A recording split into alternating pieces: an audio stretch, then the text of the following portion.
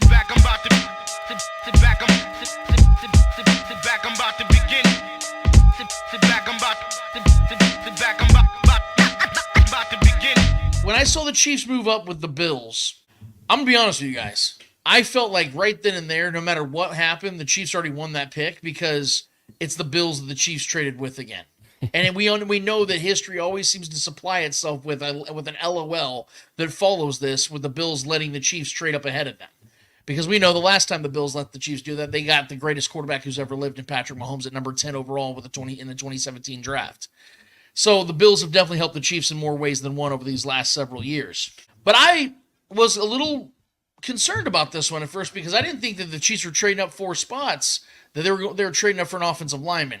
It started to feel like they were going to be going somewhere else, and it was where a lot of you guys wanted the Chiefs to go, and that was wide receiver. So what the Chiefs ultimately did, in case you've been living under a rock for the last 2 days, is the Chiefs decided to go with a guy by the name of Xavier Worthy out of Texas, who is, by all accounts, and by the 40-yard dash in the NFL Combine, the fastest guy in the Combine, the fastest guy we've seen in the draft, at least to this point. Now, we haven't seen him play in the NFL yet. Tyreek is considered the fastest guy in the NFL.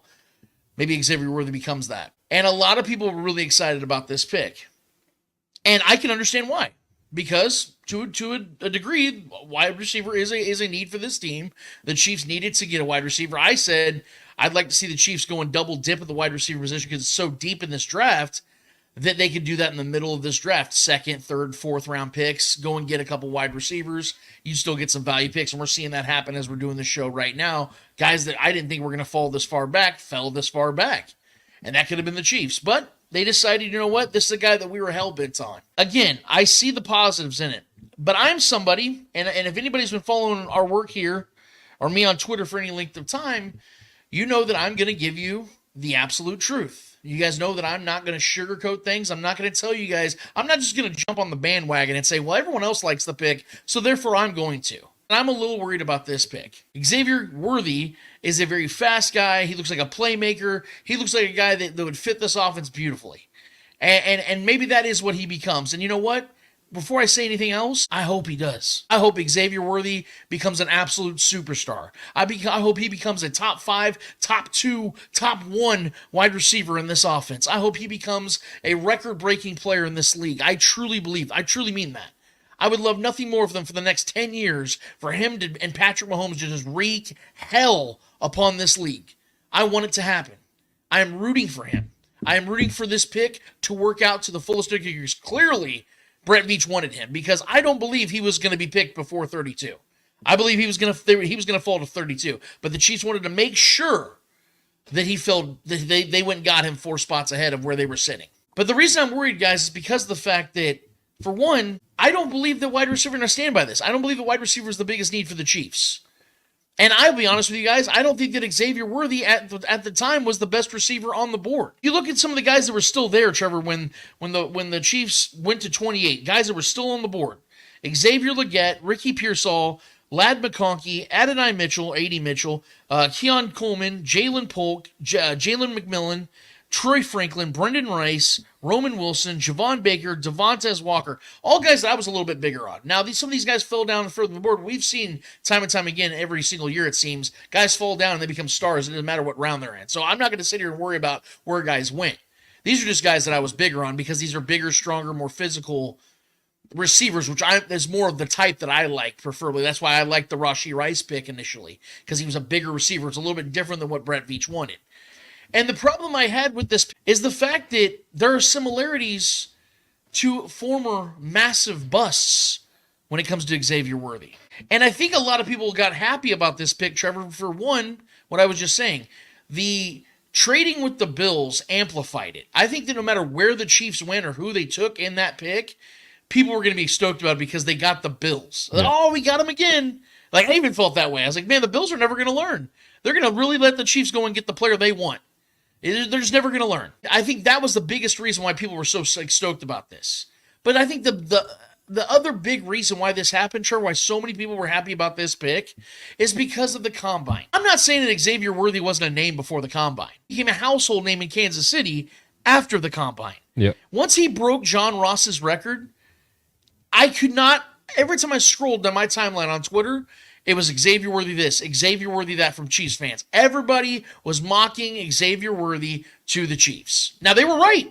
I'm going to give them credit. They were right. Yeah. But I think people fell in love with him for two reasons that I don't think are the reasons we should be falling in love with players. Let's go ahead and look at these the prospect grades real quick. If you look right here, guys, this is the prospect grade, 6.70. It's a year one starter. That's really, really good, right, guys? That's really good. For a round one player, that's the kind of number you're looking for, or something higher than that. But right there, that's a great baseline. Let's look at the NFL competition. Yeah, the comparison. Yep. Deshaun Jackson. Who drafted Deshaun Jackson back in Philly? Andy Reid. That's great. Let's go look at the strengths. Has home run gear to yank the top of the defenses. Vertical speed demands. Respects and create opens throws underneath. Corners open hips. These are great strengths to have. Only one problem. This isn't Xavier Worthy. This is John Ross. This is Xavier Worthy. 6.29. Eventually be average starter. NFL comparison. Tank Dell. Strengths. Would you look at that? Would you look at it? Very similar to one John Ross. Deep speed requires additional defensive attention.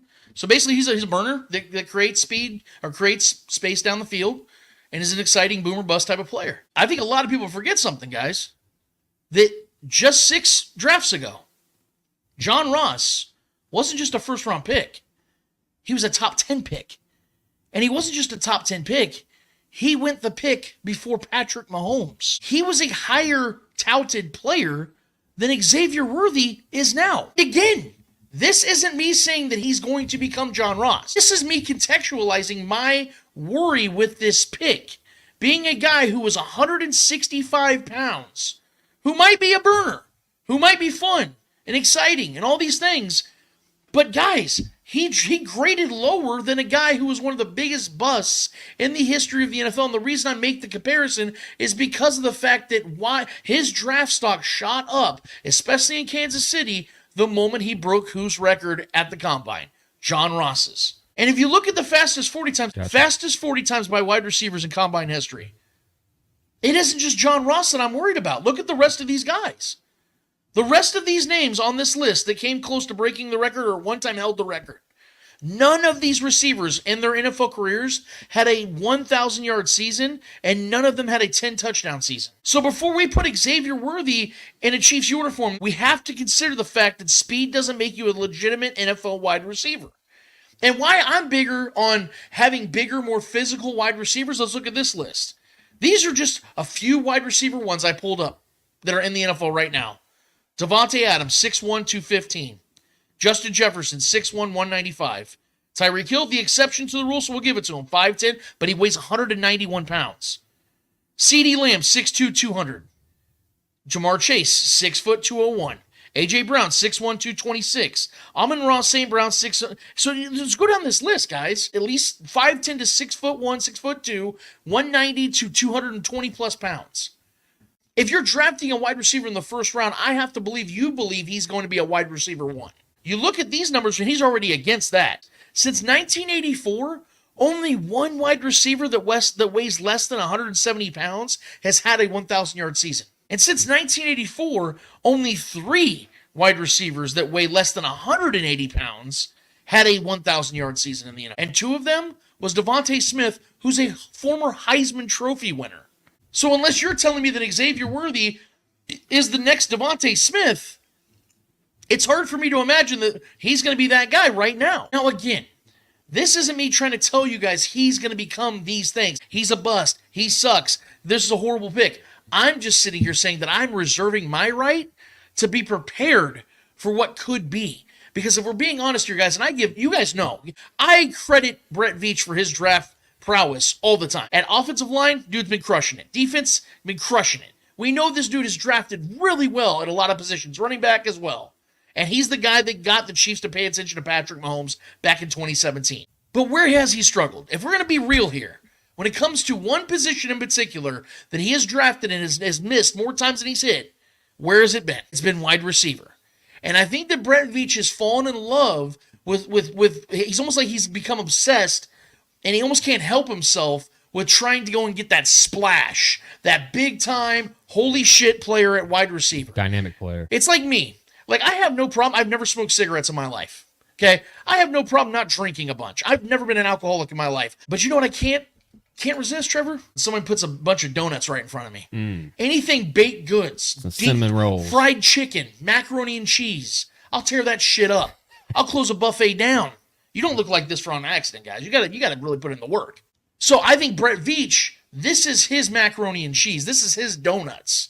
Is he can't help but go after guys like this. And again, I hope it pans out.